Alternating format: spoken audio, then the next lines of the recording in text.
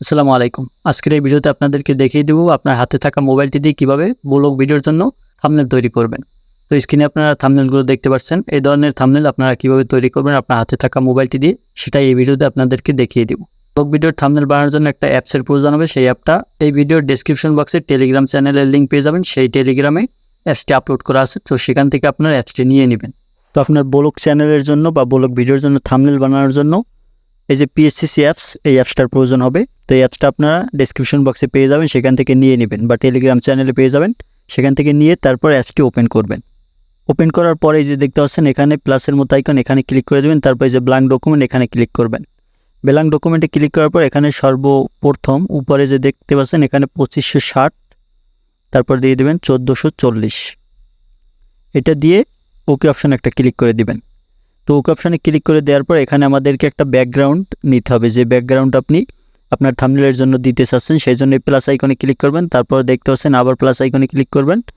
তারপরে photo layer, photo library, photo লাইব্রেরিতে click করার পরে আপনার যে ফোল্ডারে সেই ব্যাকগ্রাউন্ড ফটোটি রয়েছে সেই ফোল্ডারটি সিলেক্ট করে, মানে সেই ফোল্ডারে ঢুকবেন। এখান থেকে আপনি সেই ফোল্ডারে যাবেন। তো ফোল্ডারে গিয়ে আপনার ফটোটি নিয়ে নেবেন।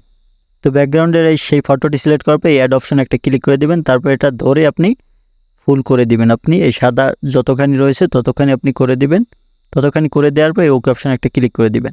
তারপরে এফেক্টসে ক্লিক করবেন। এফেক্টসে ক্লিক করে এখান থেকে আপনি একটু বেলার করে দিতে পারেন, হালকা হালকা বেলার করে দিলে দেখতেও কিন্তু ভালো লাগবে। বেলার হয়ে গেছে, তারপর টিক মার্কে ক্লিক করে দিবেন।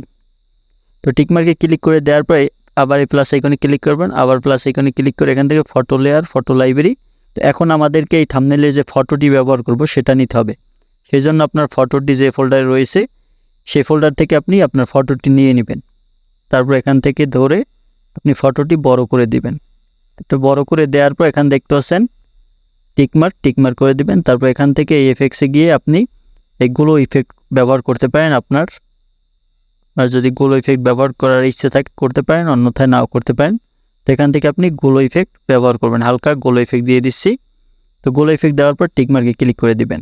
তো এখন আমাদেরকে এখানে কিন্তু টেক্সট লিখতে হবে, মানে লেখা লিখতে হবে। আমরা ব্লগ থাম্বনেলে যে লেখাটা লিখব, তো এখানে এই যে কাজটা রয়েছে এটা সেভ করতে হবে। ডানে ক্লিক করে এই সেভ বাটনে ক্লিক করবেন, এটা সেভ করে রাখতে হবে। এখন আমাদেরকে পিক্সেল ল্যাবে গিয়ে আমরা ব্লগ চ্যানেলের জন্য যে লেখাটা লিখব ব্লগ থাম্বনেলের জন্য, সেই লেখাটা লিখতে হবে। সেই জন্য আমরা চলে যাব পিক্সেল ল্যাব যে অ্যাপসটা রয়েছে সেই অ্যাপসটায়। তো পিক্সেল ল্যাব অ্যাপসটায় গিয়ে আপনি এখান থেকে দেখতে পাচ্ছেন, আপনি এখান থেকে ক্যান্সেল ক্লিক করবেন। তারপরে নিউ টেক্সটে ডাবল ট্যাপ করবেন। তারপরে ডিলিট আইকনে ক্লিক করে আপনি যেটা লিখতে চাচ্ছেন সেটা লিখে নেবেন। আমি আপনাদেরকে লিখে দেখাচ্ছি। তো লেখার পর এই ওকে অপশানে ক্লিক করে দিবেন। ওকে অপশানে ক্লিক করে দেওয়ার পর এখান থেকে সাইজটা বড় করে দেবেন। এই যে দেখতে পাচ্ছেন সাইজটা বড় করে দিবেন। সাইজ বড় করে দেওয়ার পর এখানে নিচের দিকে বসিয়ে দিবেন। নিচের দিকে বসানোর পরে আবার আপনি একটা টেক্সট, আমি আরও একটি টেক্সট লিখব। তো আমরা মাঝখানে টেক্সটের কালার চেঞ্জ করব, সেই জন্য ডান পাশে যাব। এখানে কালার ক্লিক করে কালারটি সিলেক্ট করে ওকে অপশানে ক্লিক করে দিব। তো এখন আমাদেরকে এই যে টেক্সটের ফন্ট কিন্তু চেঞ্জ করতে হবে। সেই জন্য এই যে ডান পাশে দেখতে পাচ্ছেন ফন্ট অপশানে ক্লিক করবেন। তারপর এখান থেকে মাই ফন্টে এসে আপনি যে ফন্ট ব্যবহার করতে চাচ্ছেন সেই ফন্ট এখানে ওকে অপশানে ক্লিক করে দিবেন।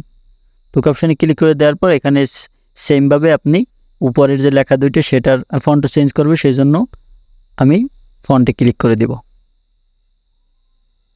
তো লেখাটা লেখার পরে এখানে টেক্সটে ক্লিক করে আপনি এখান থেকে টেক্সটের কোয়ালিটি আরও বাড়ানোর জন্য এখান থেকে ডান পাশে দেখতে পাচ্ছেন ইনার শ্যাডো, এটা আপনি অন করে প্রথম যে দেখতে পাচ্ছেন ব্লার রেডিউস এটা 0 করে দিয়ে আপনি এই দেখতে পাচ্ছেন অফসেট এক্স, এটা আপনি 3 পর্যন্ত করে দিতে পারেন। তারপরে সেমভাবে আপনি আপনার তিনটা যে লেখা বা টেক্সট আপনার যে কয়টা থাকবে সবগুলো আপনি এই কাজটা করে নিতে পারেন। তাহলে আপনার ফন্ট এটা দেখতে আরও সুন্দর লাগবে।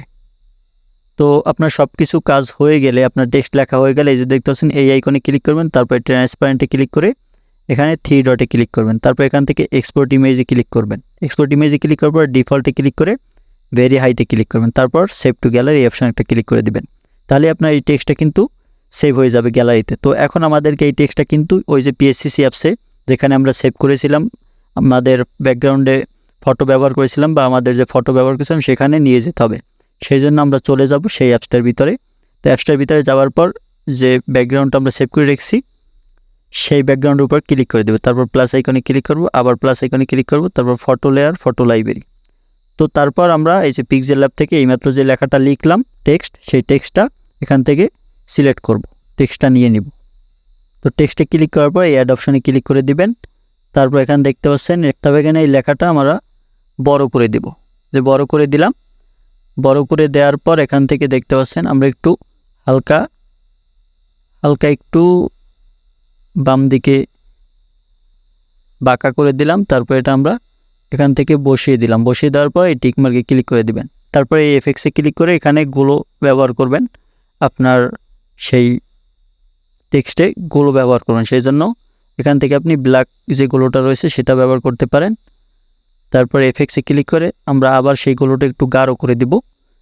তো আপনার সেই লেখার টেক্সটের যে গুলোটা ইফেক্ট ব্যবহার করার পর এই টিক মার্কে ক্লিক করে দিবেন। তারপর এখন কিন্তু আমাদের মোটামুটি থাম্বনেলটা রেডি হয়ে গেছে। থাম্বনেলটা এভাবে আপনারা সিম্পলের ভিতরে করতে পারবেন। আপনারা যারা নতুন রয়েছেন তারা এরকম সিম্পলের ভিতরে আপনারা সুন্দর একটা থাম্বনেল তৈরি করতে পারবেন ব্লগ ভিডিওর জন্য। তো তারপর এখানে এটা সেভ করার জন্য ডান অপশনে ক্লিক করবেন, তারপর সেভ অপশনে ক্লিক করবেন। সেভ অপশনে ক্লিক করার পর এটা আমাদেরকে গ্যালারিতে নিতে হবে। সেই জন্য যে দেখতে পাচ্ছেন শেয়ারের মতো আইকন, এখানে ক্লিক করবেন।